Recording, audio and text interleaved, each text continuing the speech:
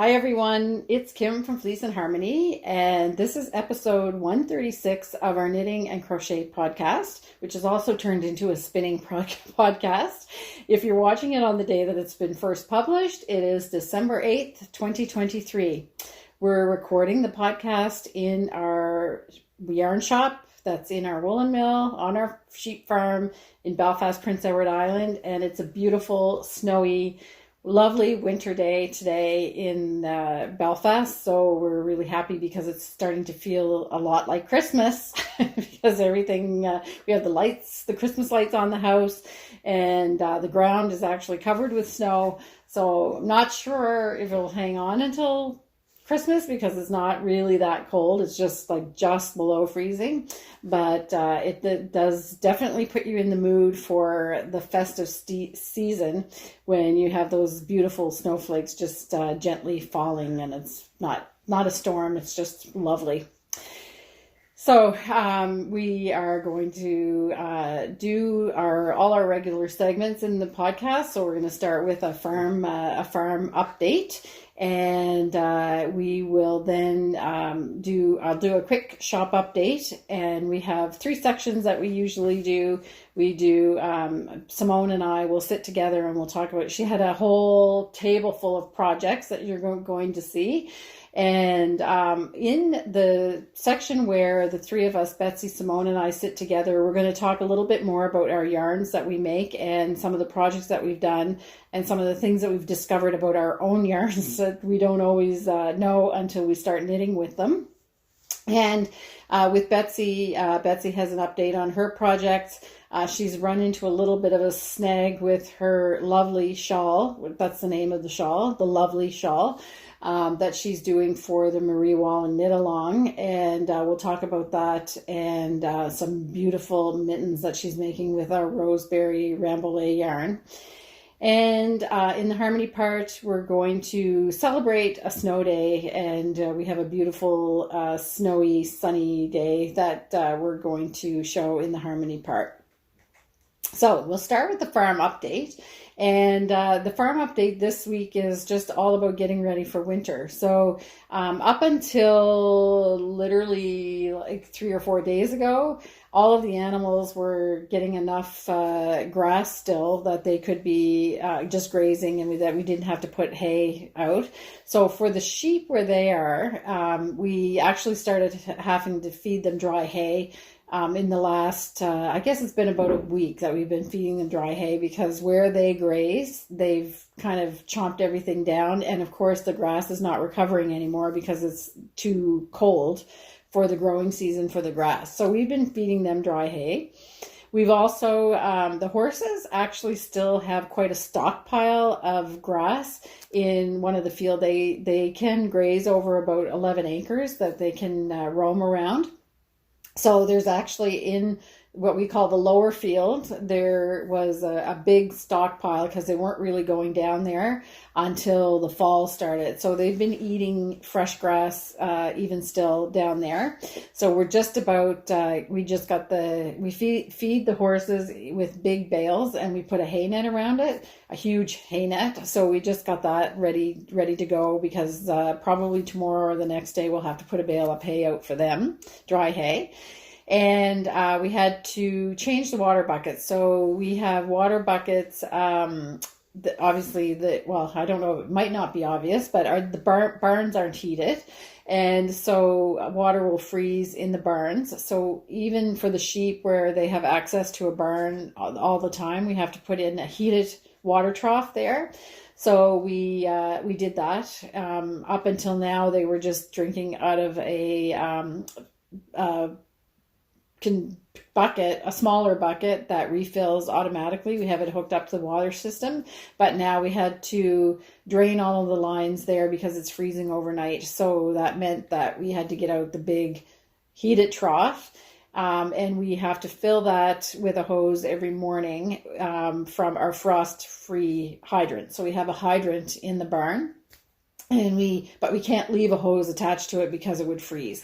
So we do fill their trough every day. And for the horses, they're out in a field, And they also have the same kind of trough that is heated, but we have to bring water to them.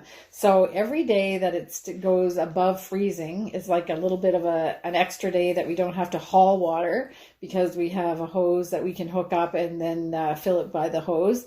But I think probably the next time we fill, we're going to have to actually bring haul water to there. But it's a huge stock tank, really, so we don't have to do that every day. It's probably every third or fourth day that they need to have their water filled, and their heater is working so that it stays open overnight. And that's about it. So everybody's ready for winter. We have the feeders ready, and the barn is ready, and the water is ready. So that's about all we have to do to get ready for winter on the farm. And Ken put the storm doors on the outside of the farmhouse, so that keeps it gets a little breezy through the old door that we have. And so once that goes up, it does darken. It only has like a little tiny window in the storm doors. It's old-fashioned wooden storm doors. So it does make it a little bit darker in our front entryway, but it definitely makes a big difference because it adds that extra little bit of insulation. And we've been having the wood stove on every night, so it just makes it nice and cozy. So we're all snuggled in, and we're ready for the winter that's finally making its presence known here. The next section we'll do is the shop update, and it's really more about restocking at this point. So we restocked the Leica ball winders. So we did get more of those in, and I think I need to place another order. They've been selling literally like hotcakes. It's crazy. So I will, I'm almost there. The stock is down, so I'm going to replenish that. So if you have a chance and you think you want the Leica ball winder, which is absolutely beautiful, then you need to probably act pretty quick if you want it, because this will be the last restock I'll be able to do before Christmas for sure.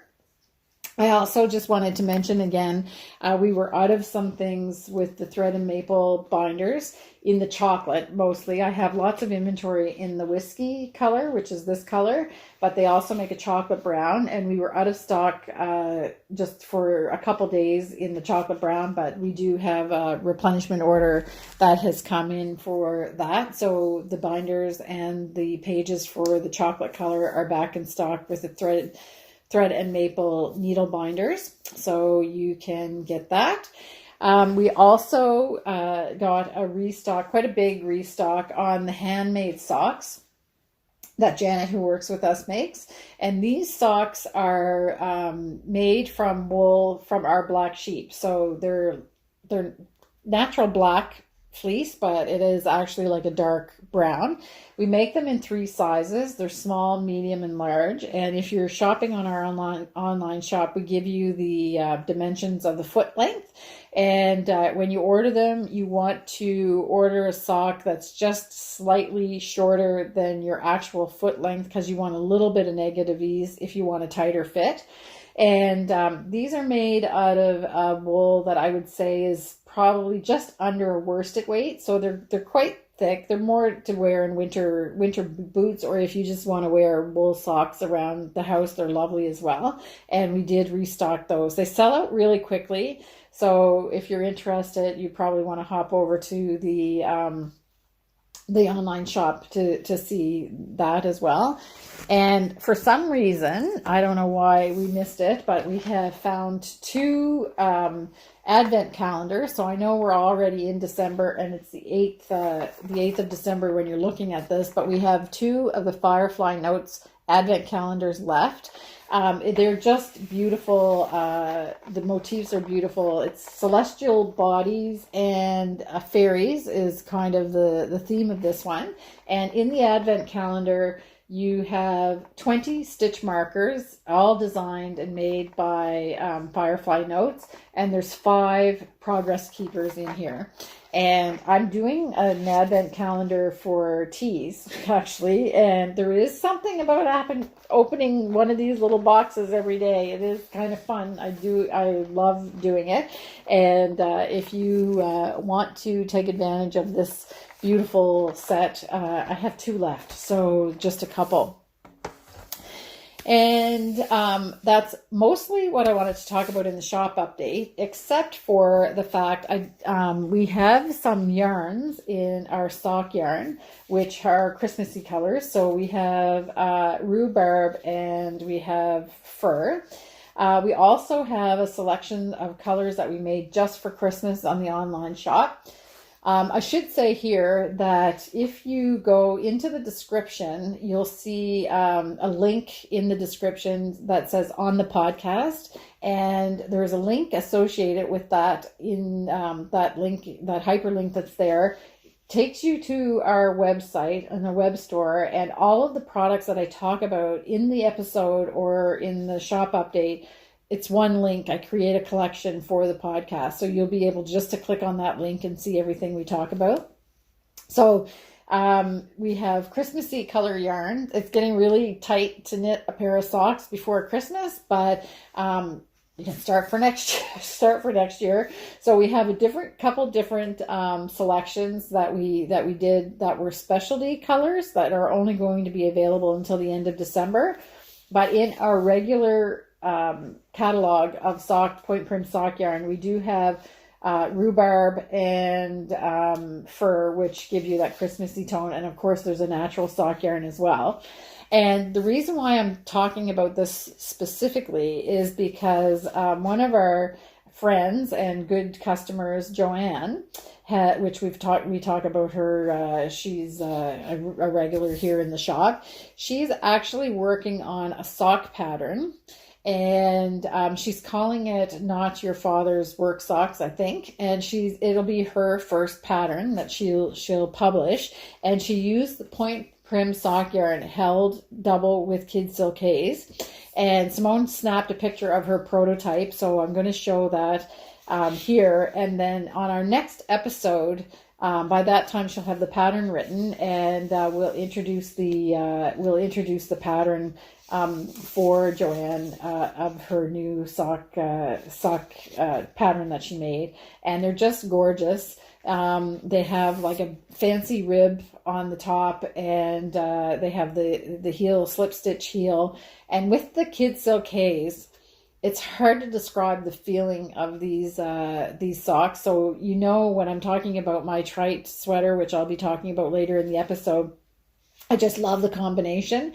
I never thought of it as to put with the point prim sock yarn, because the point prim sock yarn has mohair in it already for strengthening. It doesn't have any nylon, but with the Kid Silkays, it just makes it that little bit cushier, and they feel like silk. They're actually really, really beautiful, and the Kid Silkays will actually increase the durability of the socks as well. So that's a little kind of sneak preview of what's going to come in the next episode when Joanne actually launches her pattern. And just to make note that we still have some of these colors, Christmassy colors, in the point prim sock yarn. And I think that's it for the shop update. So we will start with our regular segments, and Simone is up first. And we talk about hand spinning with Simone. Oh, I did forget one of the things that I wanted to talk about as well, that you're going to see in the different sections with Betsy and Simone, is it's actually, Andrea Mowry has started 100 days of spinning. So she's using a spindle, but I just wanted to take time just to show the 3 types of drop spindles that we carry, or supported spindles. These are all made by Scott from Fox Mountain. And in the last episode, we referred to the Jilgin, which is an old Scottish type of drop spindle, and it looks like this. So this is a spindle where you can spin and then you make a center pull ball on the shaft of the spindle as you're spinning. So we do have some of these in stock, and it's called a Jilgin, but the first letter is D. So you'll see Jilgin in the website, but it's actually pronounced Jilgin or something like that. I'm not sure my Gaelic pronunciation is right on. But we also have just a couple of beautiful drop spindles that Scott makes. This is my favorite. They're all slightly different. We have one in maple and one in birch, and then we have this beautiful one, which is walnut with burled maple on the top. So we have 3 of those. A drop spindle. We only have one of this burled wood one. So you can check that out. And then, of course, we have the supported spindle that comes with a table bowl. This is what Simone is spinning with right now in her section. You'll see she's got her yarn all on it, so it's full. So we have this as well.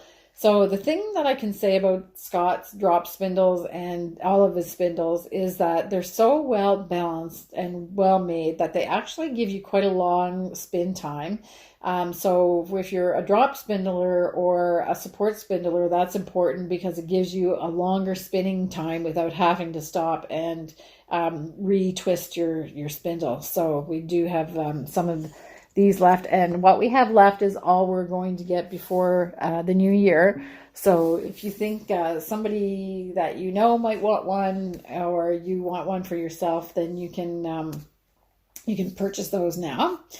And we're also going to talk about felting in the section with when the 3 of us sit together, and we mentioned a felting tool. So Scott also makes this felting tool, which seems like looks pretty aggressive.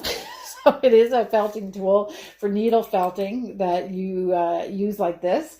The pieces unscrew and the needles are actually stored.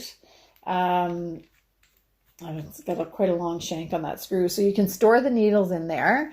And the needles get inserted from underneath this part, and then you screw this on to keep them in place. And when you're finished felting, you can just put the needles back down into the shaft of the felting tool to protect the tips so that they don't break, and they're really, really sharp. So you definitely want to keep those protected. So we have these in stock. And if you're looking for a gift for a knitter and you don't know what to buy, we have a couple of project bags that you've seen before perhaps, but they make a really, really great kind of gift for any knitter for project bags. So we have the Happy to See You motif on one of the project bags, and the other project bags, if you're a fan of the podcast, we have the 3 of us. We have the 3 of us on this one, and these are cotton bags. They don't have a zipper; they're just open, but they're really, really durable and a great size if you have your sweater project in there to keep everything together. So that's it for the shop update. And the first section that we're going to go and talk about knitting with is with Simone. And as I mentioned, we're going to talk about a couple finished projects, and we'll do a spinning section in there because Simone and I are both spinning as well, and we're trying to participate in the 100 days of spindling. And I'm just doing wheel spinning, but Simone is definitely using her support spindles. So we'll check that out. Hi, Simone. Hi, Kim. How are you today? Good, and you? Good. I'm going to try to talk slower this time. Oh, okay. Yeah, the last time usually I talk so fast that I can barely understand myself.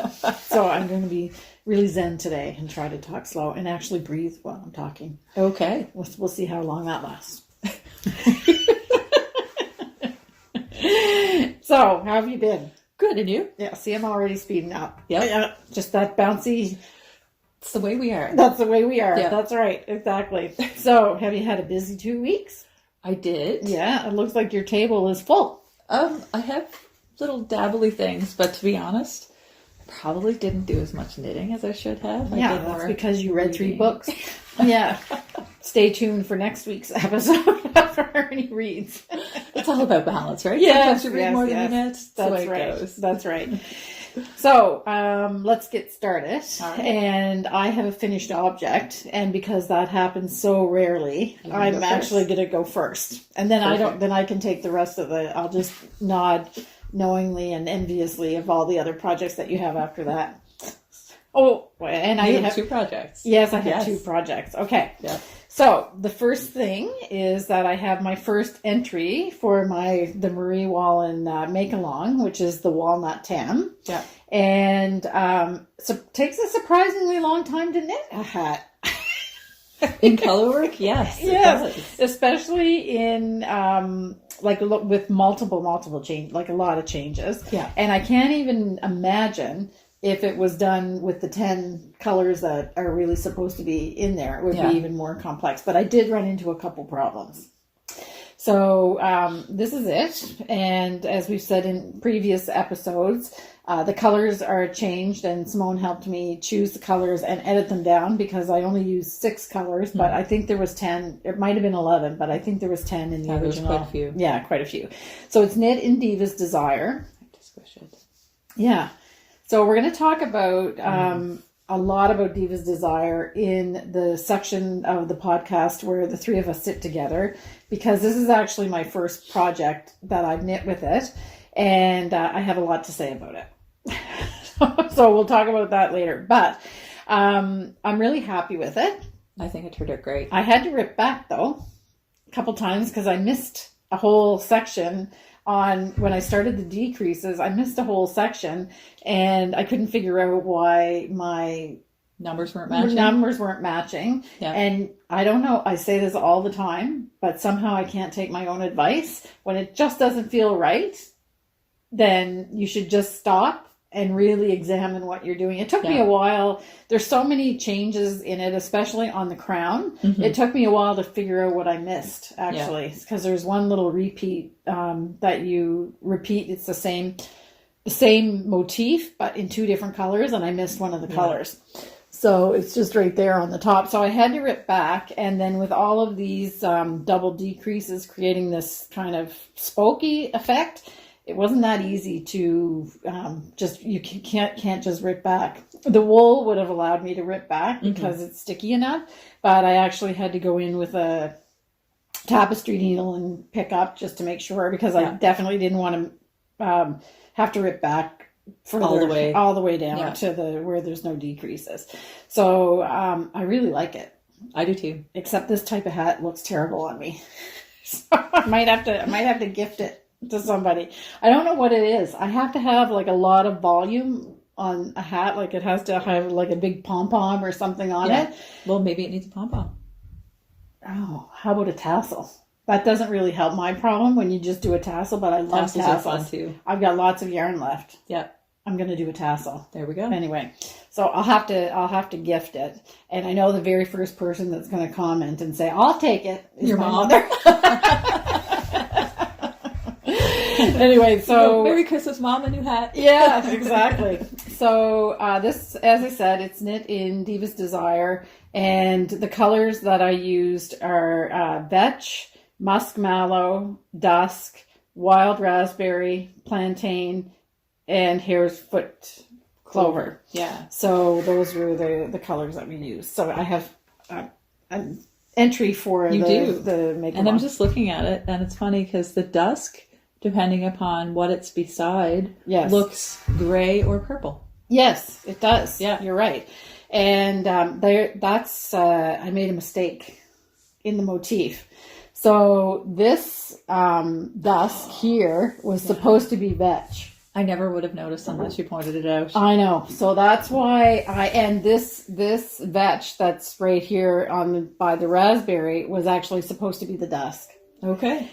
So I knit it, I left it, and I knit up a couple rows, and then I thought, can I get away with it or not? But I think that the pattern is so complex that you can tell now that I pointed it out. Yeah. That it just kind of doesn't make sense, but that's the wonderful thing about Fair Isle. Yeah.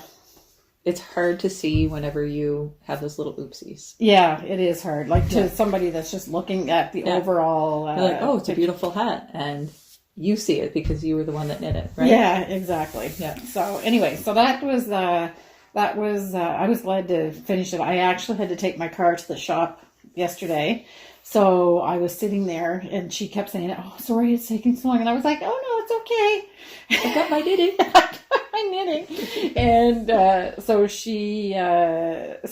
I took long enough that I was able to finish it there. But that's when do you get like 3 hours of just solid knitting time with nobody. No interruptions. Yeah, no interruptions. That doesn't happen. Yeah, no. Yeah. So anyway, so that's done. And you have a finished hat. I do. Too. So this is my Oslo hat by Petite Knit. Right. And it's a triple brim hat? Yeah. Yeah. So it's folded. Right. And then it folds back up again. Okay. So it is a yarn eater. Yeah. Oh, yeah. Yeah. But it's very cozy. Mm-hmm. I probably should have knit the next size down. I was going to say it looks a bit It's a big. little bit big for me. Okay. But that's fine because I'm just going to wear it in the woods. How many sizes does she have? Oh. In a hat? I think she's 5. Oh, wow. Okay. Yeah. Okay. So it's quite a range. Right. And I didn't swatch. I just cast on and I knit it. And I'm happy enough with it. It's a perfect, woods hat. Right. Yeah. It's very cute. And I like this. How is that done? That seam, it looks almost like a seam. Yeah. It's the way you decrease. So instead of doing the decreases so that it lines up on either side, you do the decreases toward each other. Oh, okay. Yeah. I'm going to put that, maybe if we remember when it's time to take the pictures, we take it. But it actually looks like a seam. Yeah. Very cool. I like that. I haven't seen that before. Yeah. Okay. Have you used that before? I don't think so. Yeah. Nice. I might have forever ago with Jared Flood's Turn a Square. Oh, okay. Maybe. Yeah. I don't know. But it's not something that I frequently do. Yeah, I like that. It's very neat. Yeah. Yeah. Excellent. Okay. So that looks nice and squishy and cozy. It is. And I do really love the super thick brim because it keeps my ears nice and warm whenever I'm out. And if I'm wearing earbuds, it keeps them in place too. That's important. Yeah. For long runs and walks. Yeah. Okay. And now what's next on your table? I have another finished object. Okay. So you didn't even have it started last time. Yeah. Okay. These are so fast. This is the Hemma Fingerless mitts, and I'm probably going to make a mess of this designer's name, but it's Ines Sang. Yeah, I think so. Yeah, I think that's how it is. So I knit them in felted tweed, and they took a day. Oh, wow. Yeah, you took them a day. Really, really fast. So this is clay. Does it make sense? Is it clay or alabaster? I think it's clay. Clay. And this looks like duck egg or duck. Yes. You do have duck egg? I think so. Yeah, okay. Yeah. So clay and duck egg. Yeah. Okay, nice. Can I try one on? Yes. Okay. And I love this. I just love corrugated rib. And you did a little Norwegian braid. Yep. So they're the small size. Yeah, they're tiny. Eh? Yeah. Yeah. Because they're for my mother-in-law, and she's got really tiny little hands and wrists. Oh, okay. But they'll make a nice Christmas gift. Yeah, they're beautiful. Ooh, stretches. My sister-in-law asked if I would make her something, and I don't generally do knits for people anymore, but I know that my mother-in-law will take really good care of them because she always does. Yeah. I actually gifted her the Exploits Valley hat. Oh, wow. Yeah, she's really, really good at taking care of her knits. Wow, and she loves to wear them. That's a big gift. Yeah, nice. But I mean, realistically, how many shawls can you wear? Exactly. You've knit hundreds. Yeah. There were 100. I've knit a lot of them, and I will continue to do so because they're fun. Yeah. Well, these are beautiful. Okay, so the Hemma Fingerless mitts. Yeah. And like I said, so fast, and they don't take much yarn. No. So that's kind of nice. Yeah, and it's really, I like this, the design on the back. It's a double double road. It's, I don't know what you would call it. Is that kind of like a salt and pepper? Yeah, but it's like but double 2 rows instead of yeah, 1. Yeah, exactly. Yeah, beautiful. Okay, so that's a little quick. You still have time to make these for Christmas gifts. Yes, actually, they're so fast. And probably a good stash buster, too. Yeah. Yeah. I still have... Don't want to show this yet, but I still have this much left of each ball. Oh, okay. So, a fair bit. Yeah, okay. Great. All right. And what else do you have? I'll take Chestnut next. Okay. So I did finally got back to work on my Chestnut. So making another appearance. Yes. Had a little hiatus. So you have the body done. Yeah. So this is the sleeves. Yeah. And I've seen the body. We've all seen the body as you were doing it, but it's when that was on your table, it looks amazing. Yeah. And it's the same motif. Really excited about it. Yeah. So I'll show just a close up here. Yeah, nice. And got lots of little ends and stuff like that, but they're all worked in because I work the ends in as I go. Right. That way, whenever I'm finished, I just have to snip. Right. And this is done in Marie Wallin's British Breeds, right? Yes. Yeah. So in the original yarn. Yeah. Yeah.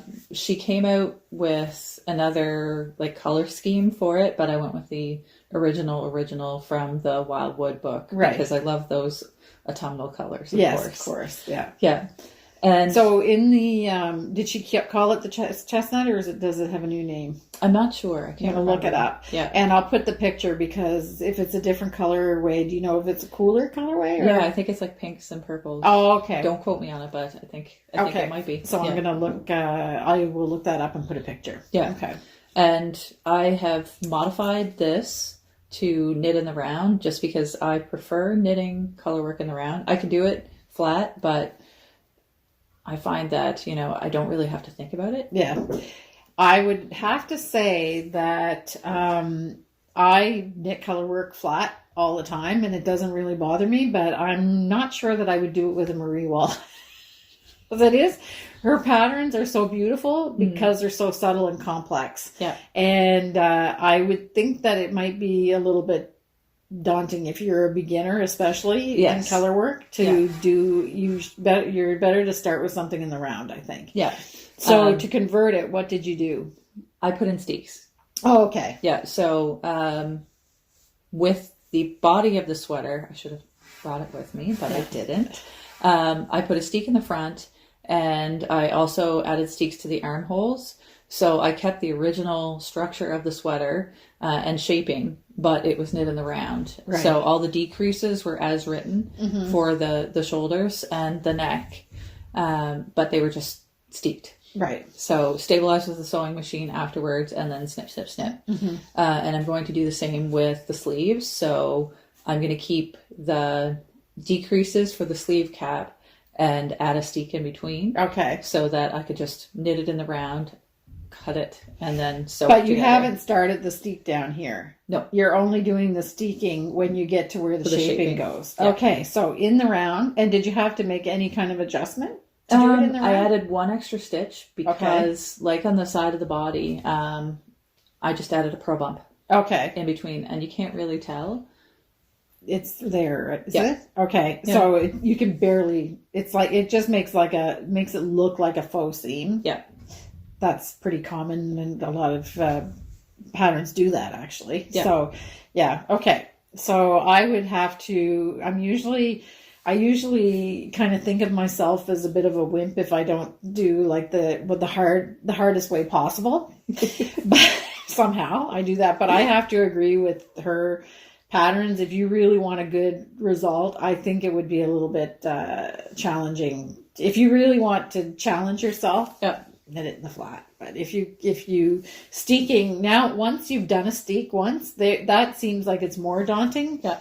But once you've done it once, then you realize that it's not that bad. Not that bad. Well, it's actually going to make your life a whole lot easier. Yeah. So, okay, that's a good tip. And also, I'm faster knitting in the round of color work. Yeah. So the body flew. Like, I think I took a week and a half Right. to knit the body. Right. So it was something ridiculous like that. It was really fast. Yeah. I do find that I'm a little slower with the sleeve because the frequent color changes mean that I have to like weave in more ends as I go. Right. And also we talked about that in the last episode, is that the smaller the round is that you're doing, you don't get a chance to memorize the motif and then go like a good distance with it. You have to memorize, like I was saying with this, I had the motif memorized, but I was already halfway through the row. So or even 2/3 through the row, depending on it, what it was like. So by the time you had it memorized, you only had like a third of the round to go, and then you had to memorize something else. Yeah. So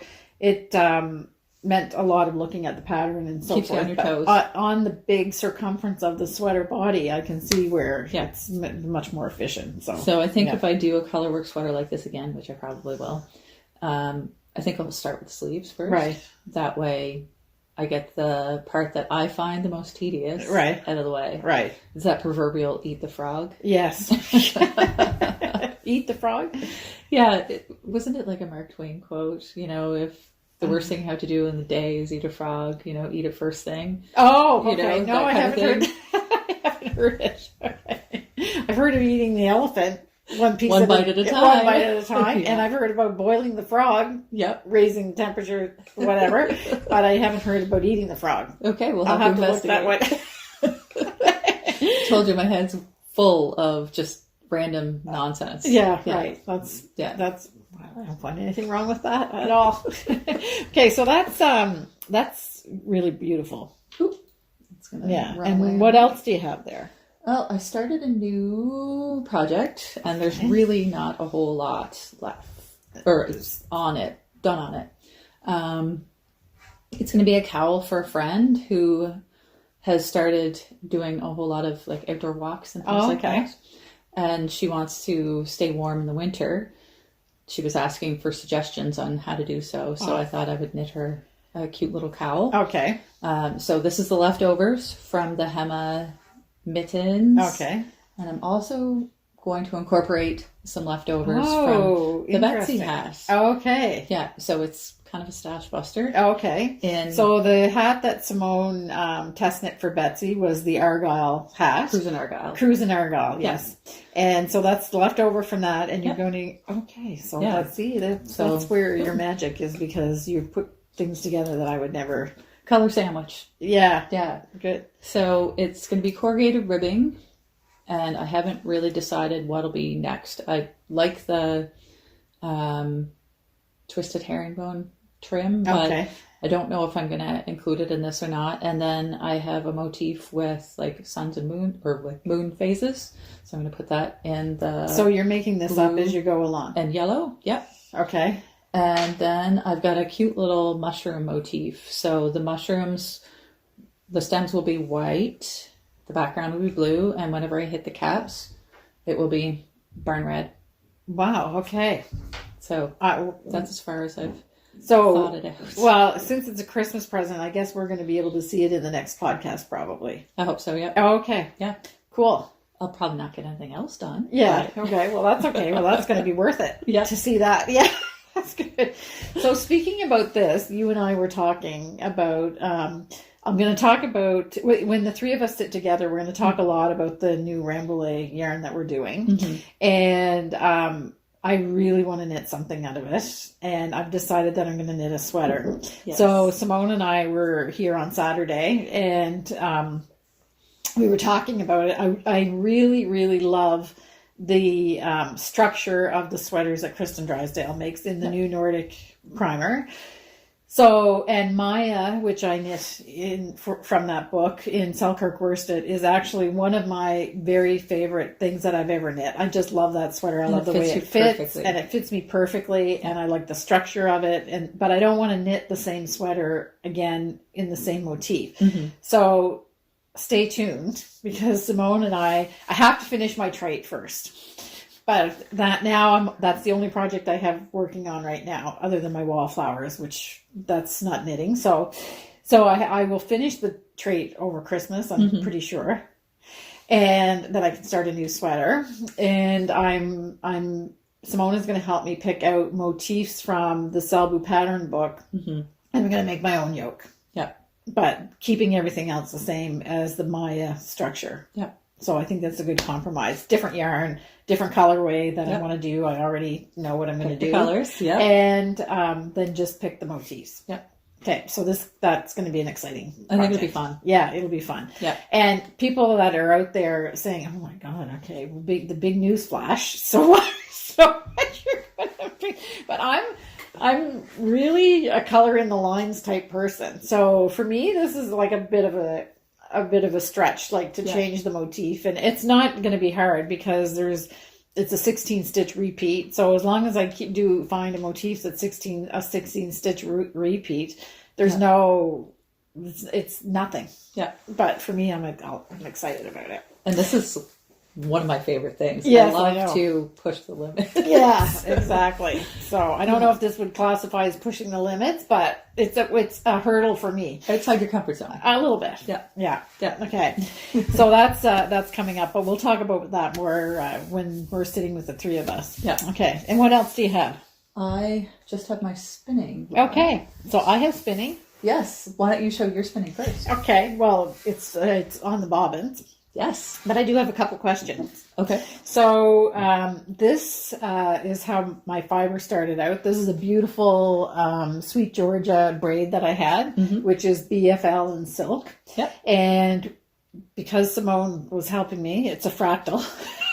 So just to repeat, if you don't know what fractal is that we took the braid, we split it in half, and I spun one half of the braid on this bobbin. That's the one I started with. Yep. And then we split the second half again. So you had two skinny parts, and I have one skinny part left. Yeah. So I finished the second one. So it's less because it's half. Yep. Right? So because at first I was a little bit... so that's like half the braid, and that's a quarter, and you've got a quarter left in your hand. hand. I have a quarter left. But I can tell you, I was having a problem with my spinning wheel. Not the function of it, but it was making this squeak. And honestly, I couldn't stand to spin on it. It was driving me crazy. And I couldn't stand it for more than 5 minutes. Yeah.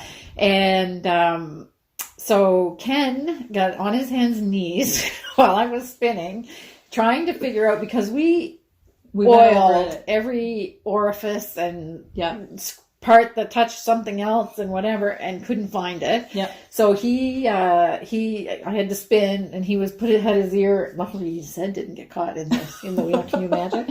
Anyways, so he found it. He found where the squeak was. Where was it? It was, and I'm sure we oiled it, but we must have missed it. It was, I think this is where it was, because I was spinning. I didn't really see. It was where the bars that go down to the treadle. It wasn't, it was where they went into the pedals.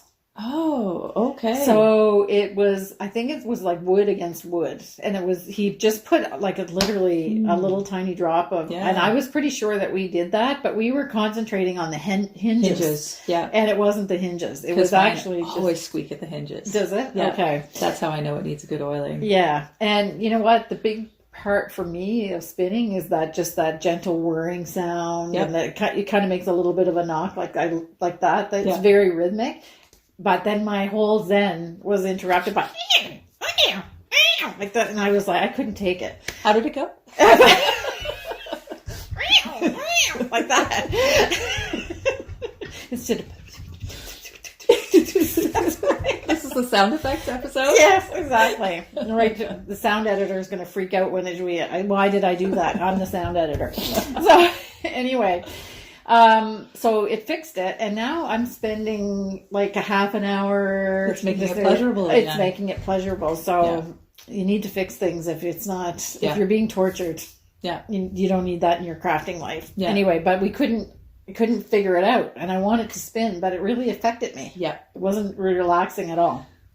So I did this in, like I had a little tiny bit on here, but I think I did it in three little sessions. Yeah, 45 minutes or so.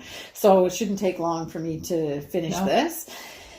And then we get to ply it. So now the question that I have for you is, because I only have 3 bobbins, and but I do have a jumbo flyer with a jumbo bobbin. So am I going to be able to ply on the jumbo? You can if you want to, yeah. But what else can I do? You can fit 4 ounces on one of these bobbins, because I don't have another bobbin. You're going to attach that to that. Oh, I'm attaching this to that. Yep. Right. I don't need another bobbin. Right. Okay. Yeah. Okay. Well, good thing we talked. Yeah. Because I was ready to do another bobbin. Otherwise, you'd be doing some split splicing. Yeah. Yeah. Exactly. Okay. So then, for some reason, I thought I was making a 3-ply, but I'm making a 2-ply. Yep. Okay. So I was off track. Good thing we spoke about this. Okay. All right. So I'm going to attach this to that, and I'll know for sure which way, because we rolled them in the right way, I hope. Well, so I know that this ended with gold. Right there. Yeah. Okay. And we started with pink. Yes, that's right. Okay. Excellent. Let me take a peek. I think I might have put the little knot in the end. It's been handled so much. It's like... Yeah. Okay, so that's your end there. No, this is right, because I know I started with pink. But I'm going to... This is how I do it. I just put a little knot in the end, so I know no matter what, that's the... Because it does kind of unravel. Spin towards. Okay. All right. That's a good tip. Yeah. All right. There we go. All right. Excellent. So that's going to be coming up. All right. I'm excited. And then I don't know what I'm going to make, but I also have another batch of hand spun, which is 2-ply. And then I'll have to, I had left it so long on the bobbin that it didn't ply properly. So I have part of it, a little skein plied. And then I've got 2 other little bits of it. So I'll have to hold it together when I'm knitting, maybe, or something. Either that or add some Kid Silkays in with it. Yeah. Okay. And I don't know if it would go with that, but I'm still been thinking, it pops into my mind every now and then, that night shift shawl with the... But I need a lot more yarn. Yeah. So maybe I'll do the cow. You have a whole bin of fiber and Bach. Oh, I know. That could be spun for a night shift cap. Well, I'm going to keep doing it. Yeah. Oh, so then maybe... And you kind of have a color scheme going too. Yeah. So it's blues and purples. Yeah. And, yeah. Okay. Yeah. All right. I'm going to be busy. Yes. Okay. Okay. And so, you're working on your... Yes. Yeah. So I'm just trucking away with my support spindle. Yeah. This isn't one of Scott's from Fox Mountain Fibers. I have a few of them. It's another one that I picked up, but same fiber. Yeah. And I'm on the last ounce. So this bobbin looks really different. Yep. Kind of moody, and whereas the other parts of it. Yeah. Excuse me, we're quite with that bright blue, and you still have quite a lot to spin, eh? Yeah. Here. So this is the first one. Yeah. Okay. So this is on Scott's. And by the way, we have more support spindles with table bowls that we have a few left, and we also got a couple drop spindles. So if you want a drop spindle or the supported spindle, we just have a couple of them. Yeah. So that's one, and that's the second one. Right. And this is the other half of the fiber. Oh, yes. So it's going to look exactly the same. Yeah. Beautiful. Okay. So all sorts of fun. Yeah. And then you got a lot left, though. I do. It was a big batch, eh? Yeah. Okay. So no wonder when I asked you in the last episode, are you going to have that finished? You were... That's a lot. Okay. But I have been diligently working away at it every day, especially now since the 100 Days of Spindle Spinning has started. Right. Yeah. You've been doing some stories for us. Yes. With that. So anyway, maybe I'll have to add a little one. There we go. Yeah. Okay. Great. So is there anything else? I think that is it. That was a lot. Yeah. Yeah. Okay. I didn't think I had that much today when I was packing my bag. Yeah. Yeah. And you said you forgot a couple things. I did. I forgot my paper piecing. Oh, but your paper piecing. And okay. my books for the book segment. But okay. We're going to talk about the books.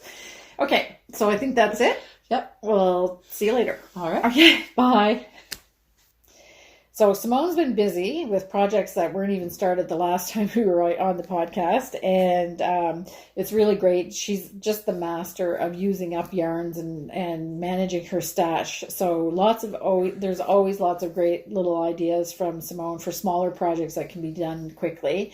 And those Hemma fingerless gloves were just lovely. And with the all over color work like that, you have the double thickness of the felted tweed that makes them really, really nice and comfortable to wear. For the three of us section today, we're going to talk a little bit about the Rambouillet yarn that we launched. We did have a little bit of a problem with the first batch that we made. So people that have ordered it, it's all been shipped out now. So it's on the way to you, or if you don't already have it. But we had to make a second batch, but we don't let anything go to waste. So you're going to see Betsy's mittens that she's making with the Rambouillet, the first batch that we didn't ship out. And we're going to talk a little bit about Diva's Desire, because I finished my Walnut Tam and have it washed and blocked, as you saw in the Simone section. And we're going to talk a little bit about the process of how we make that yarn and the way that it develops. And we'll go into a little bit more detail in the section with the three of us. Hi, everybody. Hello.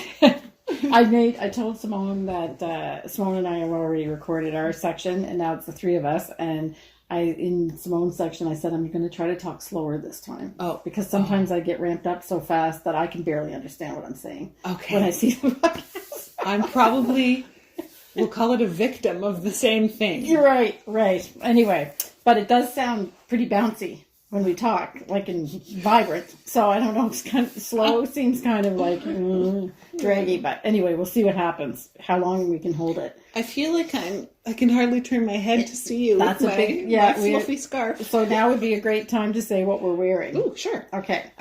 It's my Fun shawl by Right. Andrea Mowry. Right. And that you knit that quite I a long knit time that ago. before I even knew you. Yeah. It was one of my first projects. Right. It's excellent. Yeah.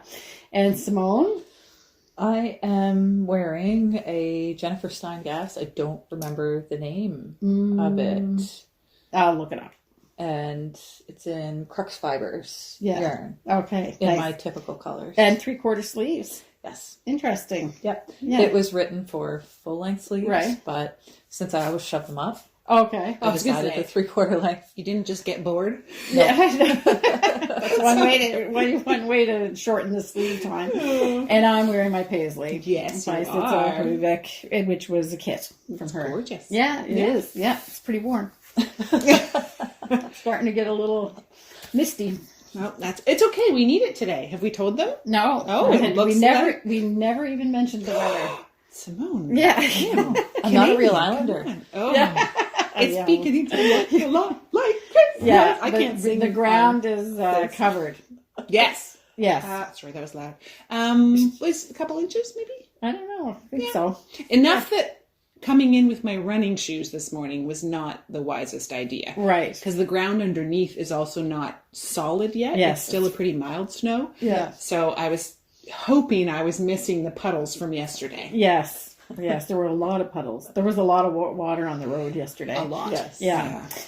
So I think we have a pretty full section because there's a couple things that not new things, but a couple things that we want to talk about with the yarns that we're making now.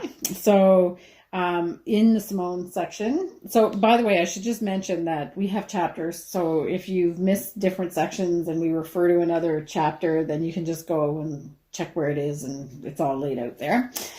And after this, it'll be Betsy and I together by ourselves. So there might be some repetition. So the first thing that I want to talk about is something that's a little bit older, and it's the Diva's Desire yarn. So Diva's Desire, for regular viewers, I made sure to put all the nice twisty ends on. Good job. not the knobby. No nubby ends. No nubby ends. So Diva's Desire is a yarn that we made, and we named it to remember our old girl Diva. And it's made from the Wild's Wind pasture wool that we get, which is a farm here on Prince Edward Island. It's a 3-ply fingering weight, and it has a tweedy effect. It's the only wool that we do, or yarn that we actually dye in the wool and then combine it to get that tweedy effect. And we wanted to do it because we wanted 100% wool that was made here that goes great in color work. So the colors are all slightly muted. They were chosen to work together in motifs if you want like cooler tones or warmer tones, or mix them all up together. And it's what I use to make my Walnut Tam for the Divas, for the Marie Wallin make-along, which we forgot to talk. I talked about the Tam already, but we forgot to talk about the make-along, which we'll do at the end of this segment. Okay. Don't forget. It's up to you. I'll try to remember too. Okay, the three of us. Or the producer could remember. So this is actually the first thing that I've knit with Diva's Desire. And we had done test knits and everything, so I felt like the finished result of it. So I was pretty confident it was going to be nice. Yeah. But it was really unexpected for me, after knitting with it, what it turns out like when you finish. So there's been a couple people have already finished projects with Diva's Desire as well, and I was reading some of the comments, and it's quite fine when you're knitting with it, and it's twisted fairly tight. So the reason why is because the fiber is not the longest fiber, so we wanted to make it really, really fine. So and we also don't want it to pill. So the tighter the twist, then the more sturdy the yarn is. Yeah, like that. But that can make it a little bit it's not rougher. I don't know what you would call harder. I don't know how you would describe it. You don't want it to be ropey. I was going to say, just maybe there's less air between the plies. For sure. Yeah, so there's less air. Yes, exactly. Yeah. So so then what we do to combat that is we spin it and we let it sit overnight on the bobbins, and that kind of helps to set the twist a little bit, so that we don't have to ply it as tight as it would normally have to be plied for a balanced yarn.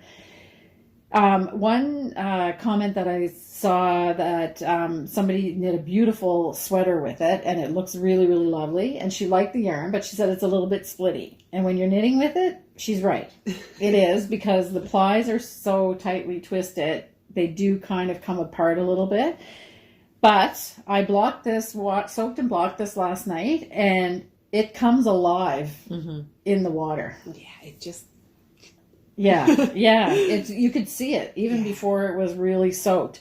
So I knew what the end result, that it was good, but I honestly, while I was knitting it, I was like, I don't know, maybe I'm knitting it too tight or whatever, but it really blooms and is very, very squishy. Yeah, which is not what you think. Yeah, sure. Oh yeah. Oh no. Even like when we're working with the wool in the raw, it doesn't even have that nice. Yeah, it's plushy. Plush. That's a good word to put it. Plushy. Yeah. Oh, nice. Very good. Yeah. So I always find it funny when we find it. What we do amazing. We find ourselves amazing. Anyway, it was like, and I have to say that the knitting process of it, it's not unpleasant, but I was kind of like, okay. It's different. It feels very different from the rest of the stuff that we knit. When I felt it there, what I'm like, it still has that grip though. So I would have no fear steeking that. Oh no. Whatsoever. Like it's still, you can tell that it still is kind of clinging to each other. Yeah. So that color work for steeking. Oh yeah. I think it'll be. It's definitely a woolly wool. Yeah. But it's not, I don't find it itchy at all. No. Like it's very. And you can see the little bit of halo. Yeah. It's already started. And that will develop probably more the more it's worn and used. Yeah. So anyway, I just wanted to make those few comments. Do you want to say anything else about it, or there's not really anything else? Oh, what is? Yeah, it is. It's deceiving. Which by the way, you're not going to want to hear this, but you're probably sick of hearing that you need to swatch because it's going to be completely different. Yes. What you get when you finish is completely different from what you knit without the blocking. So again, like all of our yarns, they really develop when they've been soaked and blocked. Yeah. So that's all I wanted to say about that. Okay. Okay. So then we have our other new yarn, which is Rambouillet, Rambouillet. So we've only, we ran into a little bit of a problem. A little bit. Wait a moment. Yeah. So people that ordered their Rambouillet, it's coming. Yes. It's shipping out. Yes. So don't worry. Yes. The first batch that we did, we didn't really like it. Just to be honest, like it really we didn't really like it. So we made a few adjustments on the way that we process it, and we had to redo a new batch. So Betsy is knitting with, it's basically the same. It was just that we had there was a little bit of too much inconsistency for what we wanted. So we didn't change much. We just redid we got out some more Rambouillet and we did a new batch, and that's why it's been a little bit longer for us to ship it out. It's been finished now for a couple days, so the orders are all packed and gone. They should be going out, today. Exactly. So Betsy, though, took the some skeins of the batch that we didn't want to send to you guys, and she's been knitting with it, and it's amazing. I love it. Yeah. I wish I knew a song about, like, I'm falling in love. I'm very singy today. I know. So I just started making up a mitten. Mm-hmm. I love this lice pattern, the Norwegian traditional kind of look. I don't know. To me, it says winter. It says warm and cozy. Snowy. Yeah, maybe to me, it says Betsy. It says Betsy. It says Betsy. It's a very Betsy. I love it. So you're probably looking at my mitten thinking, my golly, that's huge. Well, I have large hands, and I really wanted a cuff that meant it. Well, it fits you perfectly. Yeah. So I'm calling it my cranberry biscotti mitten. Right. Only because I happen to be making biscotti the same weekend that I started them. And the colors kind of reminded me of that. Inspiration comes from everywhere. Yeah. So we've got cranberry is the red main color, and we've got plover in the sort of, I don't know, tan color?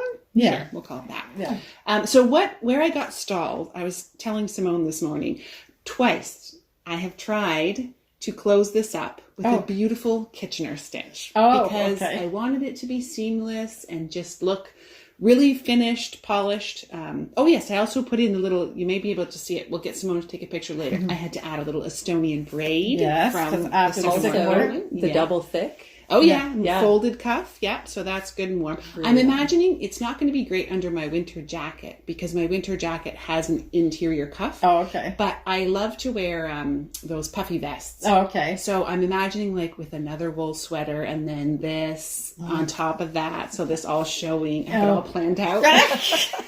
You're such a fashionista. I am not, but once in a while I get inspired. Yeah. So it's coming along great. I still obviously need a thumb. Yeah. And I need to, if I can't get that Kitchener stitch, my trouble where I'm running into is the first 2 stitches are really lumpy. When I get along, I can tell that, so it will be the last stitches I actually knit are not coming in smooth with the Kitchener part. Do you do a lot of Kitchener? I do, but I find my first 2 are the best, and it's my last 2 that are weird. And I found a little workaround. So you two should get together. You can start it, and then I can finish it. Yeah. And did you look at Patty Lyon's book? I did not. I was looking at Very Pink, but I should. I wonder if Patty Lyons has something to say about it. That's a good idea. I don't know if she does because, we don't have the book right here, but we should probably look to see if she says something about it. Not a bad idea. Yeah. My theory is if I absolutely cannot figure it out, I can turn it inside out and do a 3-needle bind off, which works. It just means you have, you can see a little seam at the top. It won't be the smooth. I'm sure you'll be able to figure out the Kitchener stitch. I hope so. I'm hoping it was just a Saturday afternoon, I was rushing it kind of thing. Yeah. So those are my beautiful. They're gorgeous. cranberry biscotti. With the thumb out. So Simone and I talked about the sweater that I want to make, and this is because when I saw this, I was like, yes, please, I need that in my life. I was thinking the same thing, only if you're going to do these colors, I will do other colors, because that's fine with me. But I want to, like, totally turn this into the sleeve. Yeah, I don't think I would do a double cuff, but it looks really cool. I will. Yeah. Maybe it'll be the sweater that I wear under the vest with the mittens. Right. I have to make it match. You have to make the double neck, too, because those are will. really cozy. I absolutely will. That's I like my love new the favorite folded. thing. Yeah. All my hat brims recently have been doubled. It does eat up a bit more yarn. Yeah. But I don't care. Yeah. It's one of those techniques that just feels so good when you wear it. Yeah. And it's like when I'm wearing my hats, it's as though I have like one of those head warmers on. So my ears get done. And we get a lot of wind around here. Yes. So wind is something we have plenty of. I like to pretend, because I live up on a hill quite high, and it's all farm fields behind me. So that's where I walk my dogs. And I like to walk out and pretend like I'm on the moors. Yeah. Or in Antarctica. I guess at certain times of the year, it's that too. Exactly. So that's my mitten. So just to recap on Rambouillet, yes, we're calling it Roseberry Rambouillet. Roseberry is a little community not far from here, and we love the alliteration around here. So and place names, and we still only have the 4 colors because obviously we didn't have chance to expand because we just had to get the first 4 settled, and now we're ready to go ahead. So we're going to make another batch of these colors first. Yes. And then after that, we'll introduce some new colors. So if you're really not into the jewel tones and these are more some of our coming. best. More is coming. These 2 are amazing too. Yes. Yes. That's really good. And that would be good. Yep. And that would be good. All good. Yeah, it's all good. So Roseberry Rambouillet, we're putting more in stock. You're going to stay tuned for more knitting from Betsy and I about with this. Okay, so that's a little explanation about that. And I almost forgot. We have one more thing in the 3 of us. So we're talking about the roving. Oh yes. Oh, okay. Yes. Yeah. All right. So we talked about this in the last episode, I think. That we mentioned we were doing it. Yes, exactly. So Betsy's decided that we're going to do 20 new colors, or 20 colors. To start. Yeah. To start. And it's going to be based on our colors that we already have in our yarn. Yeah. Mm-hmm. And we're almost through the 20, but they're not all, most of it's dyed. I think you only have 2 or 3 left. 2 colors left to dye. Yeah. Okay. Yeah. So, I actually forget how much we talked about it in the last episode. I think we said that we just mentioned it. Oh, okay. Yeah. So you do want to talk about the colors that you chose? You chose animal colors. Oh, yeah, I did kind of briefly say that. Yeah, so I chose a good color. I've got so many, they're rolling all over the floor. Yeah, so I kind of started out in the first selection that we're putting out. There's a collection that kind of cover the sort of animal nature colors, so a few shades of browns, tans. I don't know how well that kind of thing. This, but, to make all your little critters. Yeah. And then there is also... what I'm trying to think what the other one was. I think it was just like filling in kind of the rainbow, making sure we have something of each color. And so purple, blue, red. Yeah, and then you said your whimsical. My whimsical, yeah. So I have those all out on the rack drying today. And every time I walk past, I like salivate for saltwater taffy. Yeah, I know. Or Easter candy. Yeah. So, it's very cheerful back there. You should probably take a picture of that. You're going to be busy for the rest of the day. Okay. Kim or Simone, run around, take a picture of this, take a picture of that. It really is very cheerful. Yeah, it is. When you go walk by it. I think just I took inspiration from a book that we have here that we can talk about and show as well. Yeah. The colors that they were using in there, and out in that book, she was making. I would say it was mostly like along the cute idea. So that's kind of where I've started. Yes, and we, I said in my last newsletter as well, I think, or as mentioned somewhere, that we'll be, it was because Simone and I started listing it on, it's not available yet, we just are starting the listings in the online store, but if you order this online, it'll be available on Friday. We'll start with the colors that we have. If you buy the sizes it comes in is going to be 450 grams or 50 gram bags. And if you order it online, you're going to get it vacuum packed. Yep. Because shipping errors just doesn't make Silly. sense. Yeah. Silly. Silly. So we're going to vacuum pack, and we're not worried. Yeah, that doesn't affect it any. No. You just take it out, give it a little shake, and it fluffs right back up again. Yeah. And it's actually good for us to store it that way, and it's good for you to store it that way because it's hermetically just file sealed. it. Yeah, exactly. So that's starting. Yeah. Exciting. It is exciting. It's happening. It's happening. Right. We're all, I think, just a bit excited about it because we haven't really carried roving in large amounts. We've had it on purpose. Yeah.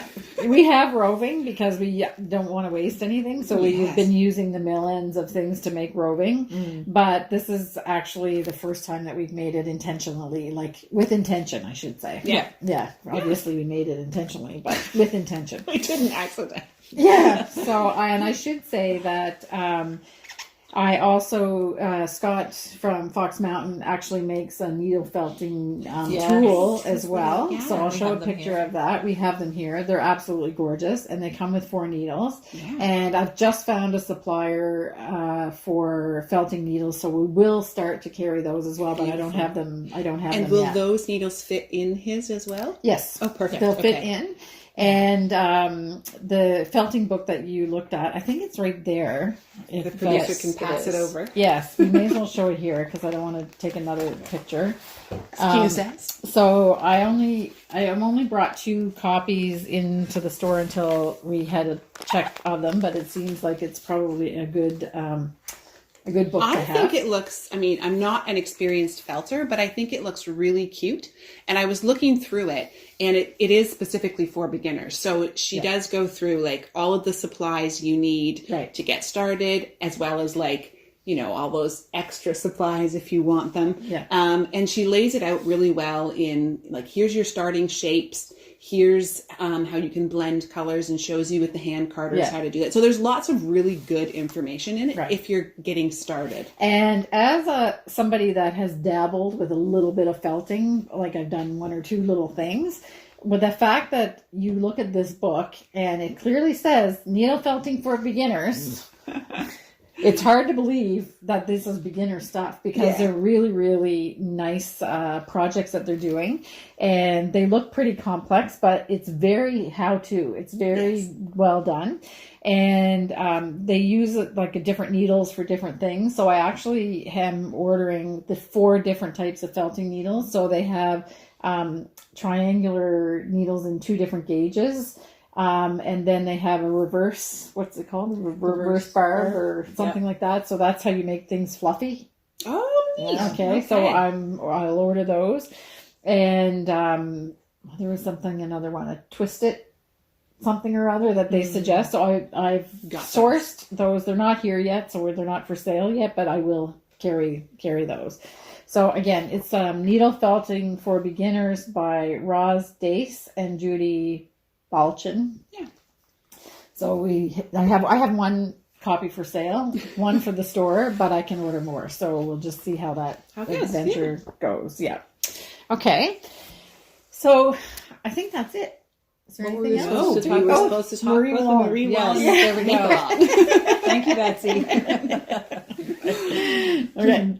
So the Marie Wallin is still ongoing. Yeah. You've got plenty of time if you haven't joined up yet, or if you're just starting your project. The Marie Wallin Make-Along goes until February 29th, 2024. That is not a mistake because it is a leap year. Yeah.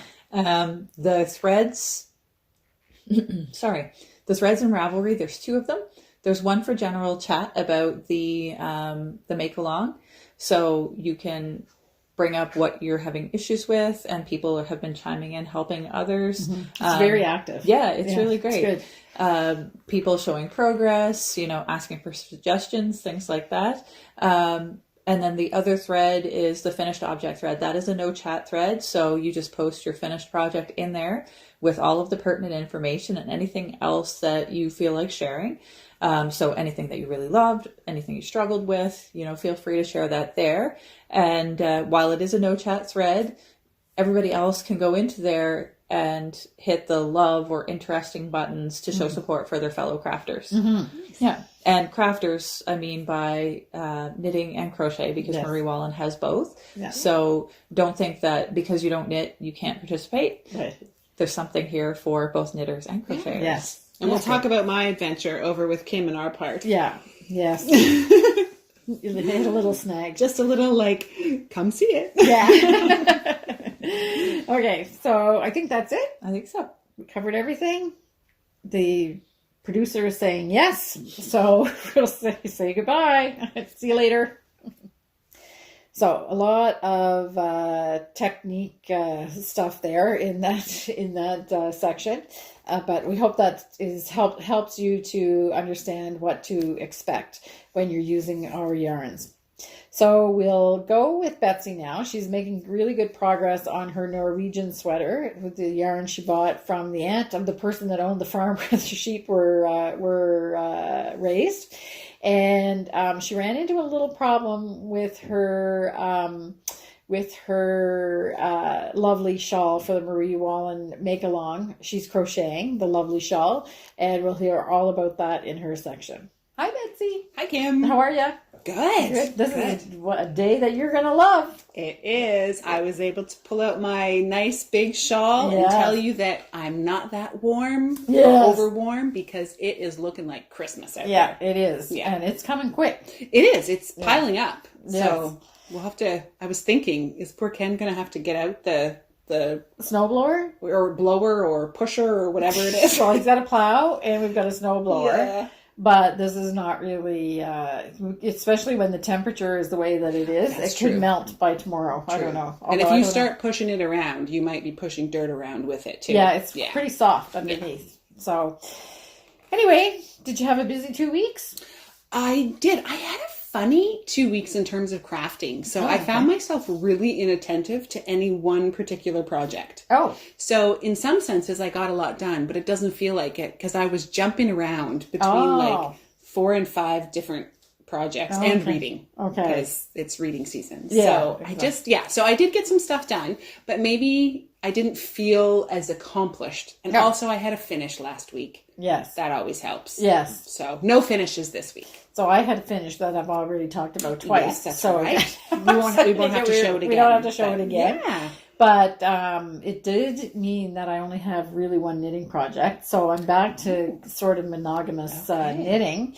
And I'll be anxious to get that because now as we already said in the three of us section, I already have my next project queued up. Yes, ready to go. Exactly. Well, I was going to say, I'll jump into mine because what you finished was your Marie Wallin so we already talked about it. I don't have to talk about it at all. But for me, I'm still carrying on with mine, and that's where I ran into kind of my biggest hiccup or discouragement or moment of pause. So I was all excited. I had got the first set of flowers on my lovely shawl. It's crochet, and I'm making all these rosettes. Yes. A ton of them. I've showed a picture by now. Yeah.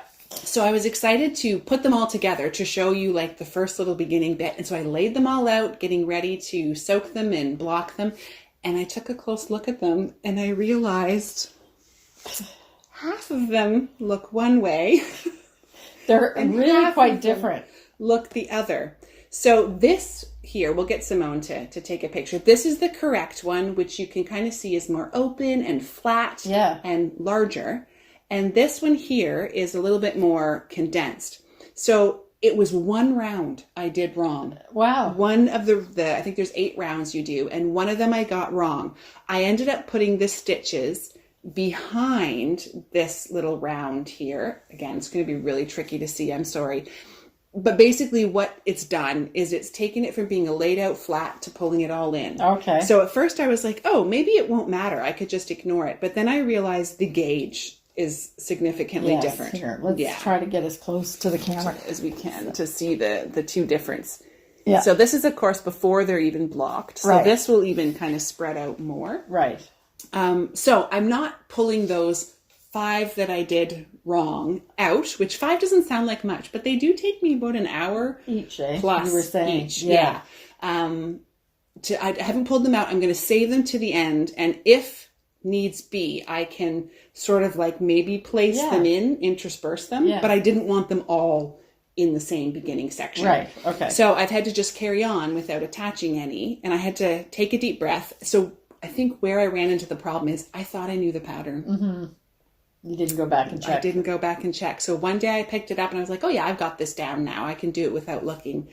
And I did that one row wrong, and then that was what was stuck in my head. Yeah. And I went forward and did 5 more that way. Wow. So this is like a nice looking flower. It is really nice. It just made it look more chrysanthemum. Is that Yeah, it looks like a chrysanthemum. It looks like a different flower. Yeah. So I will carry on.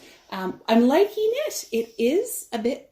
I'm going to use the word tedious for me because I feel all thumbs when I'm doing it. I'm working with Rowan Fine Lace, which is a gorgeous yarn, but it is fine.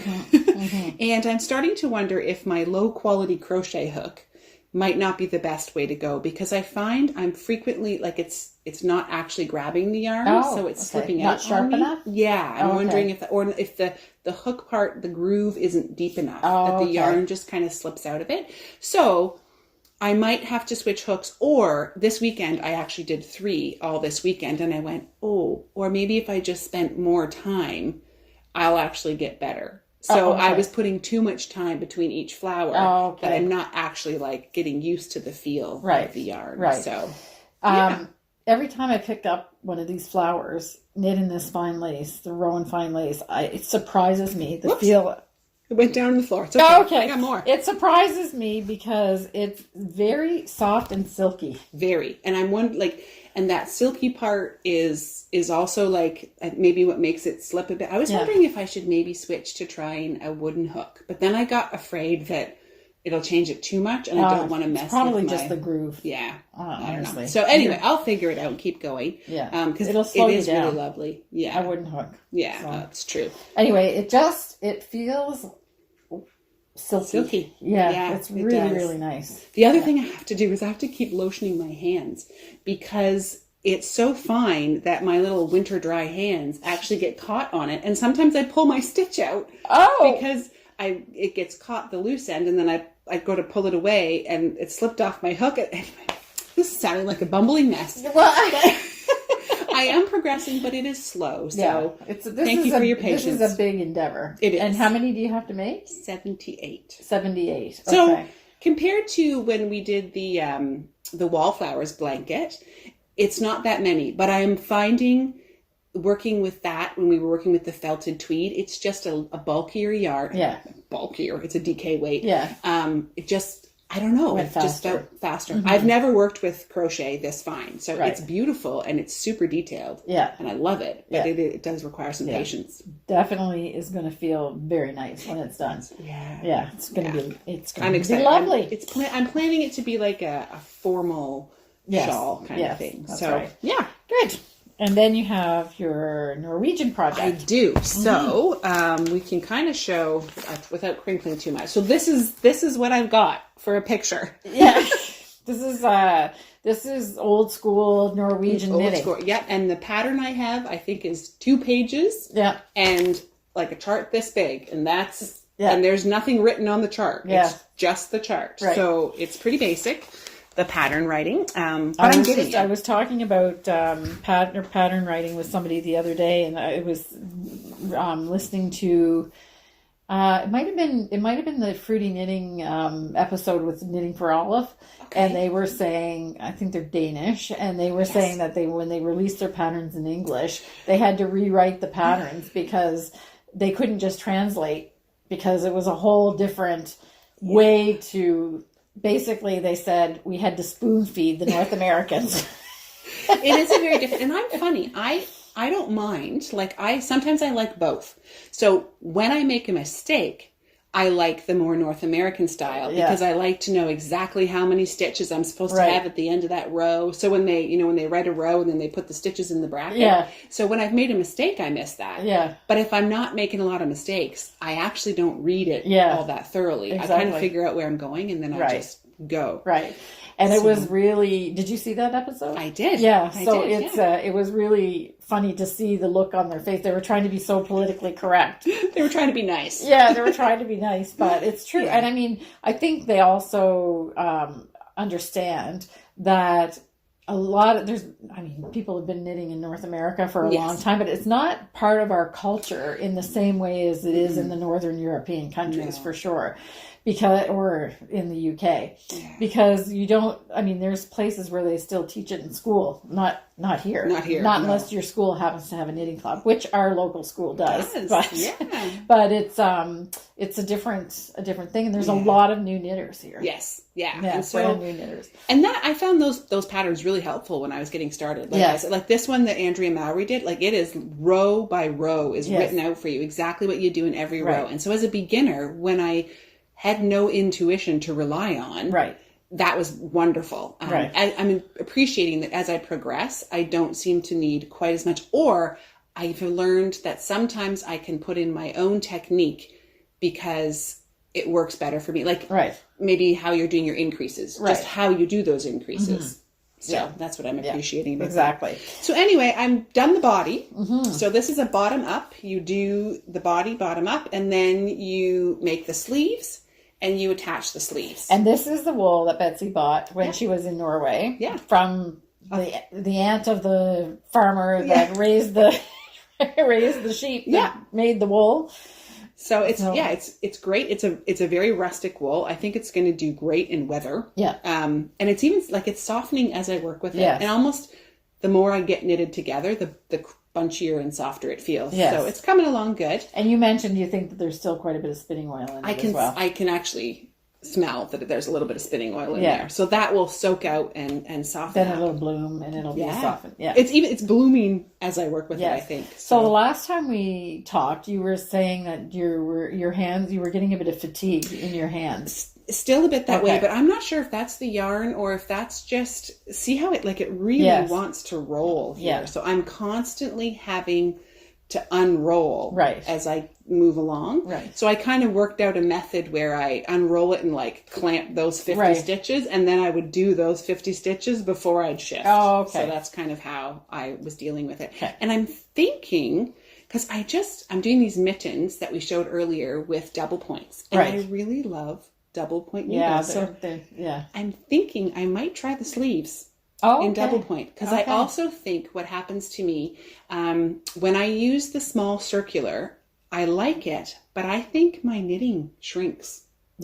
So I would imagine. And someone who has tension issues, so I just don't want these sleeves to shrink. So I think I'm going to try the 4-point. I knit my Marie Wallin Tam, the Walnut Tam, on short circulars. And I like it, but I have to say I never minded double points either. So it definitely goes faster, I think, on the circular. But when you get to the smaller circumference at the top, they're a little bit fiddly. So I don't. I like them both. So anything to avoid magic loop. I think I like the small circulars down to a certain point. That's right. That's exactly. Recently was using the smallest with the shortest tip you could put on it, and I just find there's like hardly anything to hold on to. Anyway, so I'm gonna keep this one old school. Although I see what happens. Do you have a problem with laddering with double points? I don't. I'm gonna say I don't. I was looking at my mitten, and the beginning seam, the beginning of the round seam where the yarn is actually the beginning of the round. There I can have a little bit of concern, but I think, and you had said so too, and I agree with you, I think it'll block out. It's not overly difficult. So I would say that if you have a big problem with laddering, circulars, short circulars are the way to go. If you don't really have a problem with laddering, and you don't mind managing 4 needles, which is... Makes me feel like a wizard.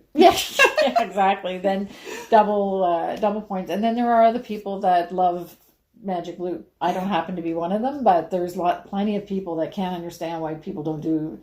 That's what's great about knitting. Do magic loop. I cannot. Actually, with magic loop, I did have laddering.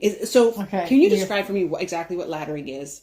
Laddering is when you have more space between the stack of stitches. Yeah. Okay. So it's spread the out row more. gauge is. Okay. Or no, it's not the row gauge. It's a longer elongated join between the two V's. So when you would change needles, that's where it would show yes. up. Yeah. Yes. So I have that on the end where the loop is for magic loop. So with the extra bits hanging out, I would end up having significant laddering there that I never managed to solve. And I would be forever accidentally pulling it all the way through. Right. And then having to figure out like how to anyway, it wasn't my jam, that one. And I think that whatever method you use, everybody has their favorite. Yeah. And I used to ladder when I used double points, but I learned how to not ladder. Okay. So now I don't ladder anymore. Yeah. So then for me, that's solved. Everybody solves, and plenty of magic loop people have figured out how not to ladder with that. Because it does. Sometimes I find with the magic loop, it does kind of get a little stretchy at some points. Mm-hmm. Like if you get way down to the really small circumferences, it gets hard to, a little bit harder to manage. But if you're a magic loop it doesn't in the aficionado, end, you're thinking, what are they talking about? Exactly. It's the easiest thing in the world. So anyway, in the end, you really just need to find a method that works for you and that you enjoy doing, because you do not want to be sitting there knitting feeling frustrated the entire time. So I talked about something like that in the section with Simone because I had a squeak in my spinning wheel that was like just annoying me. So I made it took all the pleasure out of my spinning kind of meditation that I do at the end of the day. And it's the same with that. If something is annoying you while you're doing it, then just don't do it that way anymore. Find another way to do it. And there's plenty of different ways and techniques. Lots of different options and techniques. Yes. Great. Yeah. So this will be exciting because on the next episode you're starting the yoke. Gosh, no. I have to actually make the sleeves. The sleeves come at the next... okay. Because the way it works is you knit the sleeves up to the armpits as well, and then they get attached, and then you do the yoke all the way around and decrease as you go. Right, so that's the same way as Kristen Drysdale does her sweaters. Yes. Okay, perfect. Yeah, this will be first for me, though. I don't think I've done love this. It. Yeah. You'll love it. I've done the Norwegian bottom up, but I'm trying to think... But it didn't... I sewed in the sleeves. It wasn't a yoked sleeve, so it was a seamed... thing, so it was different. So just a little tip. Yeah. You may not have the problem. Okay. But I would, when you go to join the, like the top of the sleeves, you probably maybe just want to switch to a bigger needle for the first little while, like at the end of where you're going to join, because you want it to be a little bit looser. I found it really tight when I picked up anyway, we can talk about that once I get there. Yeah, I gotta get sleeves done. Yeah, exactly. Which also means I get to buy some more double points. Yeah. Oh, okay. Good. More tools.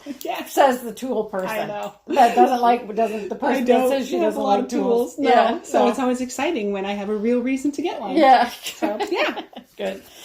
Yes, now I have my project. What do you got going on? Well, I'm a monogamous knitter now, again. Yes, so I have, since I finished my Walnut Tam, I can now concentrate on my Treit. Which you have, been waiting to do. I know. I can hardly wait. So, if you haven't watched every episode, I had made a promise to myself that this 3 or 4 project thing doesn't work for me. So I wanted to finish one project at a time. And I made this one for the last because I was denying my desire to knit on this. What do you call that? Delayed gratification? Yes, I was doing a big delayed gratification because I just love knitting this sweater. So this is Treit by Kate Davies. And it is being knit in point prim sock yarn held together with Kid Silk Haze. The color in the sock yarn is Northumberland blue, and I think that the Kid Silk Haze color it's either depth or heavenly. I think it's heavenly, the blue. But beautiful either way. Yeah. Just love it. The fabric that this combination makes was it was a customer made a sweater out of it. And when she brought it in, we were like, yes. We have to have that. Hers was in was it a reddish color? Yeah. She did hers in? Yeah, she used rhubarb and liqueur. Oh, yeah. Yeah, remember? Yes. It was great. Yes. Anyway, so now, and like I said in an earlier episode, this is actually a cropped sweater.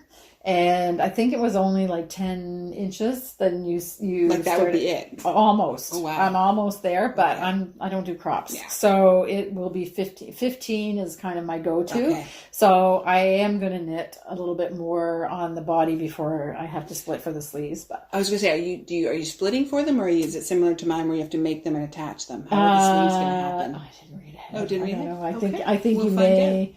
I don't think you split. I think you attach. Okay. So you're going to have to do some separate I can't remember too. what I did. It probably it doesn't look like there's enough there to be splitting for No, sleeves. I think you add, and I think that was the same as the even doing as well. Yeah. Okay. But I might do the sleeves 2 at a time because it's really. I was thinking about that. Can you do 2 at a time in the round? Yes, you can. I might have to chat with you afterwards about how to accomplish that. There is who has the good tutorial on that? Because that might cancel my 4 points idea if I can do that. Did I take that as a craftsy class, or did I look at that from Very Pink Knits? I think Stacy has a tutorial on that. Okay. So you can do two at a time. I'll have to look that up. Yeah. And I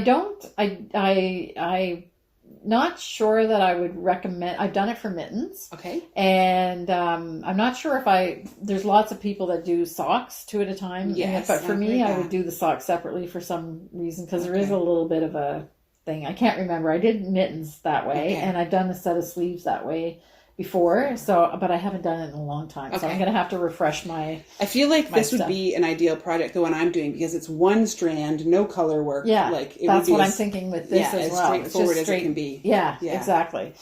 So that's really all I have to say. So stay tuned for progress on this. I still think like this color is going to be stunning on you. When you hold it, your eyes like do pop. they? Yeah. I can hardly wait. I'm very excited for you. I think Kim that is like a beautiful color. So I've been saying that the nicest sweater that I ever think of that I made for myself was the Maya. Okay. And I love the fit. It's all about, it's the color in purple. The color and the fit are what make it my best thing. But this might be. It might overtake it or be a close second. Or maybe I love them both. You're allowed to have more than one love. Yeah, exactly. So that's that. So there's not really much to see, but now this is it. This is my only project. Which means it'll like... Yeah. It's just going to happen now. Exactly. So I think that's it. That's everything. Yeah. So we'll talk to you later. Bye. Bye. So just to show you that everybody has stuff happening with their knitting. Sometimes you just have to redo stuff, and you just keep going. And hopefully when Betsy comes to the end of her lovely shawl, she's going to be able to use those 5 flowers that she made that are not quite according to the pattern.